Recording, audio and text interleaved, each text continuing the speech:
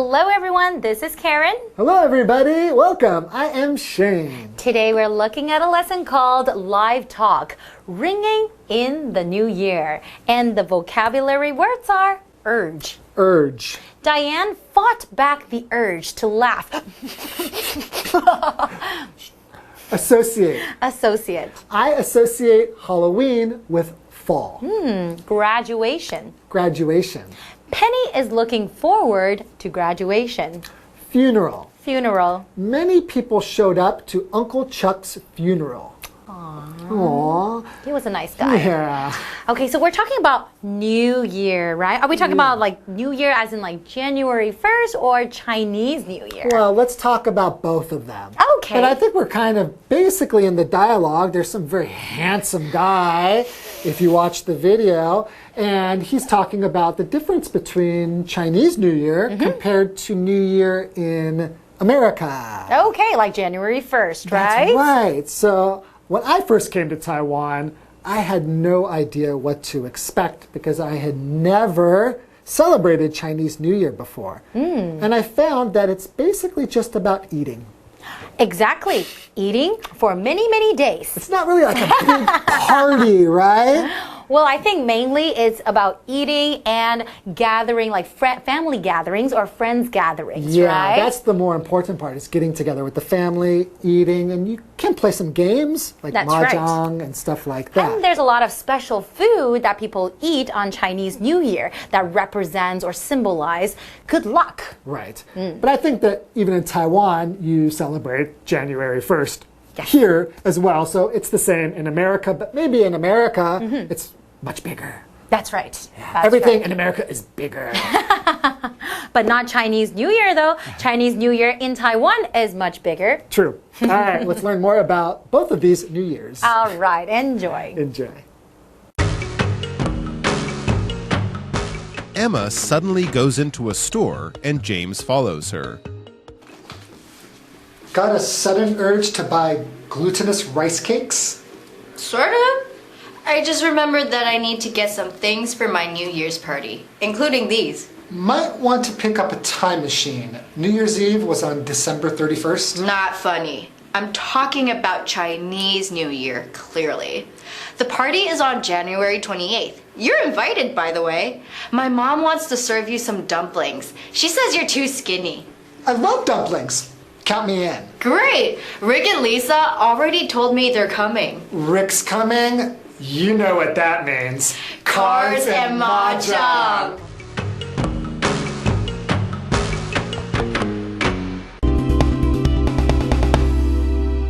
Today's lesson is called Live Talk, ringing in the new year. Hi everyone, my name is Jeff. And I'm Mike. And yes, we're going to be ringing in the new year. That means it's the end of December. January is coming up. And of course, with the change of the months, also comes a change of the year. So remember to write the new year down. It always takes me a few months. But of course, one of the best things about seeing in the new year are all the great parties, social events, and good times that you can have with friends and family, and a few interesting traditions that people will often follow depending on where they are. So, for our live talk unit, we're going to be joining a couple of friends as they ring in the new year at a very fun, we hope, a very fun New Year's party. And that's basically what we're going to be starting with. It says, part one is inviting a friend to a New Year's party. So one friend is going and they want to bring their other friend, so they have to ask them, hey, I'm going to a party. You want to come? So who's going to the party? James and Emma. Okay. Anyways, let's go ahead and set the scene.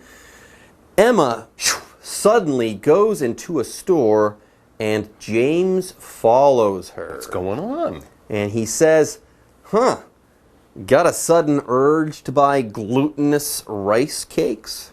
Good question. Yeah, very often I do get the sudden urge to buy glutinous rice cakes. You love those things. Yum, yum. They're so gluteny. Anyways, let's go ahead and talk about the noun urge. Here, an urge is a strong desire to do something. If I Felt fancy, I might say. An urge is an impulse. Yes, you just want to do something. You might not totally understand it, but you know that you want that thing. You know that you desire that thing. For example, Diane fought back the urge to laugh. All right, so are you in the mood to buy some glutinous rice cakes? James, right, asked Emma. And Emma kind of explains, like, why did she rush into this store? So she explains, sort of, kind of, a little bit. So it's not exactly that, but there's something about these rice cakes. Then she explains, I just remembered that I need to get some things for my New Year's party, including these. Aha! So she walked past the store, saw them in the window, thought, yes, that's what I want to buy. I got to go in here and pick up some glutinous rice cakes for her New Year's Eve party.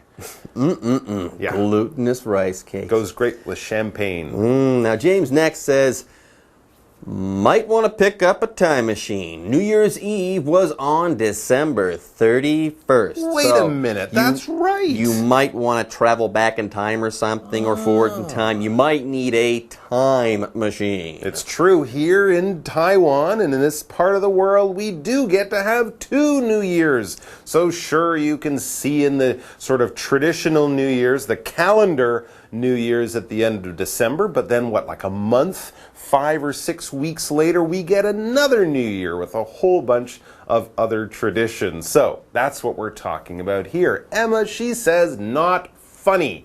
I'm not talking about that New Year's. I'm talking about the one that's coming up soon. Ha ha, James, I didn't forget New Year's. I don't need a time machine. I'm talking about Chinese New Year. Clearly, she says, of course. I know that the other New Year was a month ago. The party is on January 28th. You're invited, by the way, she says to him. That's very nice. She wants him to come and join her and her family. And what will he find? What will he expect? My mom, she says, my mom wants to serve you some dumplings. She says you're too skinny. You have to eat more, you're wasting away. But the mom wants James there. Obviously, they know each other, and I guess the mom is preparing some of her famous New Year's dumplings. And James wants to go. He wants to be there too. He says, I love dumplings. Count me in, I'm on board. And Emma says, great. Rick and Lisa already told me they're coming. So they've got a party. They've got James and Emma and Rick and Lisa. And we've got Mom there in the kitchen cooking up some dumplings. There you go. And James obviously knows these other people. He says, Rick's coming? You know what that means. I guess when Rick comes to a party, he always likes to do something. And then they both know exactly what Rick will be doing. Cards and mahjong. So Rick apparently loves to play these table games like cards, poker, whatever, and mahjong as well. There's going to be a lot of table game fun along with glutinous rice cakes and dumplings at their New Year's party. Sounds good. Sounds good indeed. All right, folks, with that, it's time for us to take a break. But don't go away. We'll be back right after this. Hello， 大家好，我是 Hanny。今天的对话主题是 Ringing in the New Year， 欢天喜地迎新年。好，我们这边用到片语 ring in， 它有迎接的意思。在西方传统礼俗当中，他们有用这种摇铃啊，或是敲钟来迎接新年节庆的习惯，所以 ring in 有迎接的意思。好，在第一段对话里面 ，Emma 突然走进一家店，然后 James 就跟着他，然后问他说：“怎么会突然想要买年糕啊？怎么会有这样的冲动呢？” Emma 解释说，她刚刚想起来，她需要采买一些新年派对的东西，不是元旦的新年派对，而是农历新年的。好，那我们先来看单字 urge， 在这边当名词，它表示强烈的欲望或是冲动。Jeff 老师在解释单字时用到 impulse 这个字 ，impulse，impulse 可以表达冲动或是一时兴起的念头。再来看补充单字 glutinous， 它是形容有粘性的，像我们文中的 glutinous rice cakes 就是用来表达有粘性的米糕，就是年糕。好，那我们接着来看 Emma 呢，她就顺便邀请 James 参加她的新年派对。她妈妈有说指定要煮水饺给 James 吃，觉得他好像太瘦了。好，然后 Emma 还说呢 ，Rick 和 Lisa 都会去参加，那就表示说他们有牌咖咯，大家可以一起打扑克牌和打麻将了。接回到课文中。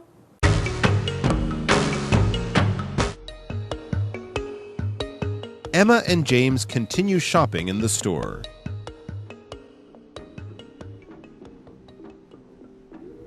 It's so different from the New Year's I'm used to. Everything is so red. Red is the color of luck, joy, and happiness in Chinese culture. Yeah, but I wouldn't associate red with the New Year. Where I'm from, we dress up in tuxedos, drink champagne, and sing Auld Lang Syne. What's that? You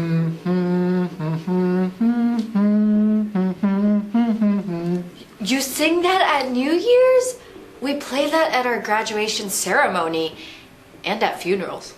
Really? Wow.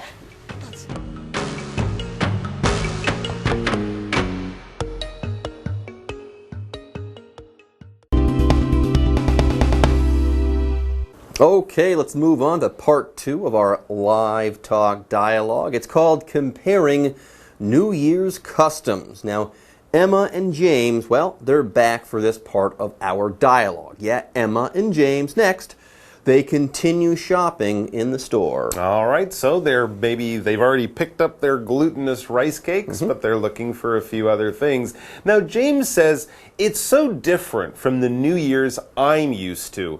Everything is so red, basically. He says, yeah, in the West, when we have New Year's, that's the one at the end of December. Sure, there's a lot of things involved, from parties and champagne and all that kind of stuff, but colors, special colors, don't really enter into it. Whereas with Chinese New Year, here, of course, red is the color. And Emma kind of explains why there's so much red. Red is the color of luck, joy, and happiness in Chinese culture. And envelopes.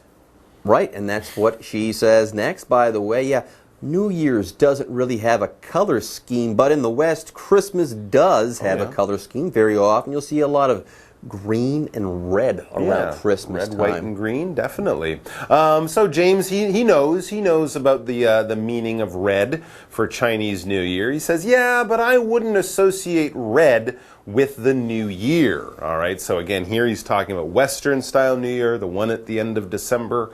Where I'm from, maybe he's from North America, Europe, somewhere like that, Australia. Where I'm from, we dress up in tuxedos, drink champagne, and sing Auld Lang Syne. Okay, yeah, these are the things you would expect to find at that December 31st, January 1st New Year's party. People might dress up. The gentlemen might wear tuxedos.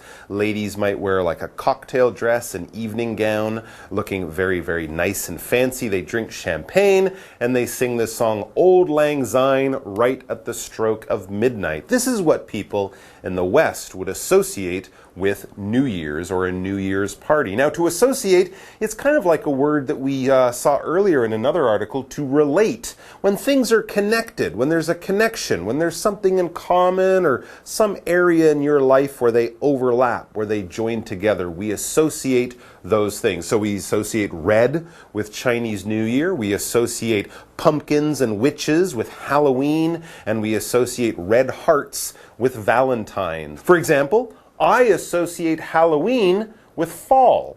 Okay, next, Emma has a question. She says, what's that? What's Auld Lang Syne? Well, next, James kind of tells her what that is. James hums the melody to Auld Lang Syne.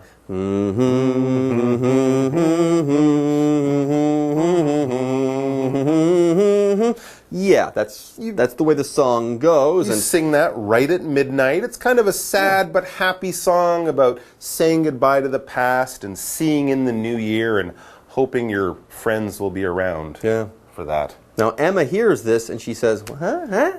You sing that at New Year's? We play that at our graduation ceremony and at funerals. Really?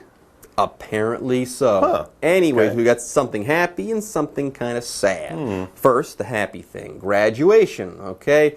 When we're talking about graduation, we're talking about the official completion of your studies or of a course of studies. Now, a graduation can also be a ceremony to recognize that you have graduated. You've completed high school or college or graduate school or something like that. That's what graduation is all about, by the way. To graduate, that's the verb. Graduation is the noun. For example, Penny is looking forward to graduation. And She's going to graduate. That's good. That's good. It's better than having a funeral, because a funeral, this noun, is basically some kind of ritual, ceremony, public event when someone dies. When people have a funeral, generally, they might actually have a box, a coffin with the person's body in it, but they'll definitely have a picture of the person. They might have some flowers. Everyone will wear black. A lot of people will be crying and talking, or maybe telling funny stories about the dead person, but it's kind of a sad event because this person has passed away and they have left all of our lives, and we're sad about that. So that's what a funeral is. It's like a wedding, but it's kind of the last big event you'll ever go to. Anyways, many people showed up to Uncle Chuck's funeral. He was a much-loved guy. We talked and cried and laughed and had a good time and basically remembered Uncle Chuck. All right. Anyways, let's finish things up. James hears what Emma just said and says, Funerals, graduation ceremonies. Really? Wow. I guess because the words of Old Lang Syne they're kind of about, let's not forget our old friends as the years go by, because that would be a terribly sad thing. So, old friends from school, old friends who've passed away, or old friends who we might not spend time with in the new year. There you go. All right, folks, that's it for this month's Live Talk Dialogue, and it's time for us to say bye-bye. Take care. 在第二段对话当中 ，Emma 和 James 在比较中西方的新年习俗。James 觉得这里的庆祝方式很不一样，每一样东西都很红。不过这个景象对我们来说已经习以为常了嘛，毕竟在华人文化里面，红色代表着幸运啊、欢乐啊、幸福等等。那 James 接着就说，他不会把红色和新年联想在一起。在他们国家呢，他们都是穿晚宴服啊，喝香槟啊，然后唱这个 Auld Lang Syne。什么是 Auld Lang Syne 呢？其实它就是离歌的原曲，它是一首苏格兰民谣，只是它经过填词变成我们的离歌之后，现在往往只会在毕业典礼或是丧礼听得到了。好 ，James 听了觉得很不可思议。那我们最后来看3个单字 ，associate 或是念作 associate。它是动词，表示联想或是把什么联系在一起。Associate A with B 就表示把 A 跟 B 联想起来。好，那么 graduation 表示毕业，我们文中用到 graduation ceremony 就表示毕业典礼。刚刚 Jeff 老师说，毕业就代表你完成了学业嘛。这时候老师用到 complete 那个的名词 completion， 它是拼作 completion， 这个字当名词表示完成。好，下一个单字 funeral 表示葬礼、丧礼。那 Mike 老师在解释单字时提到 coffin， coffin 就表示棺材、灵柩。好，老师还有提到 ritual 是拼作 ritual， 这个字呢，它表示仪式或是庆典。好，再来看文中写到这个 champagne 就表示香槟。Tuxedo 是指男生穿的那种晚宴服，没有尾巴的那种礼服。好，老师还有提到，那女生会穿什么呢？她们可能会穿 cocktail dress 表示小礼服，或者是穿 evening gown 表示晚礼服。好，那么以上是今天的讲解，同学别走开，马上回来哦。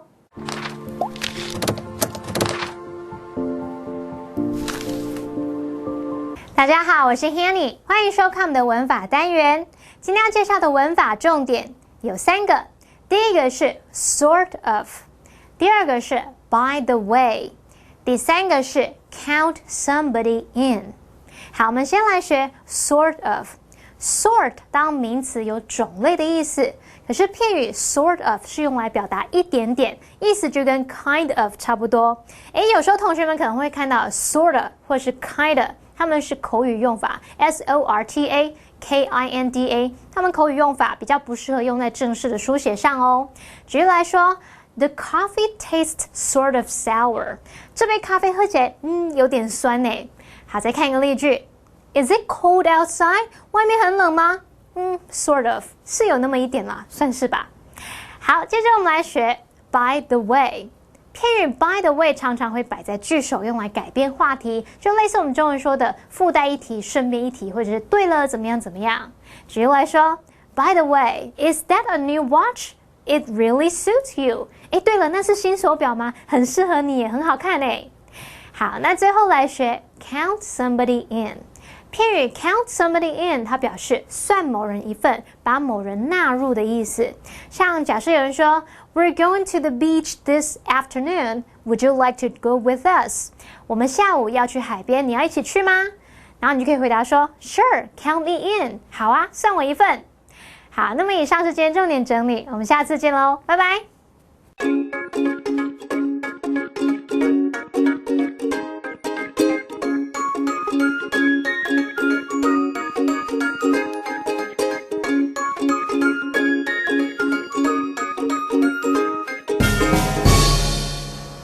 Hello, everybody. Welcome to. Hello. Hey, English in action. English in action. What's wrong with you today? 我今天很不顺。 Oh, whatever. Anyway, we have to work, okay? Come on. So what's the topic today, Holly? 我真的很不顺。 Well, I'm Shane. This is Holly, and that is the topic today. So 进入对话。 okay.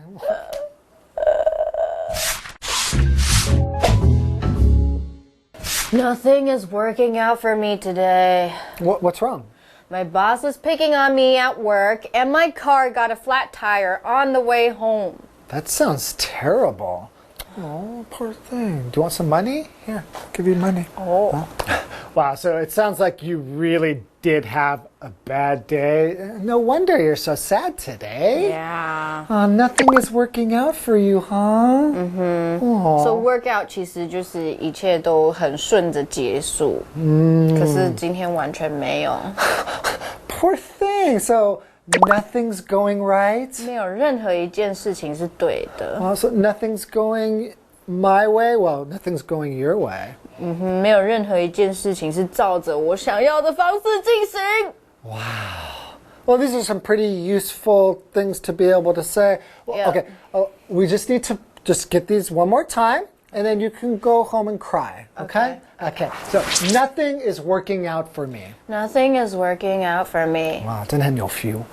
Nothing's going right. Nothing's going right. Oh, nothing's going my way. Nothing's going my way. Okay, so if you don't know how to say this in English, then 靠，我们就就对了。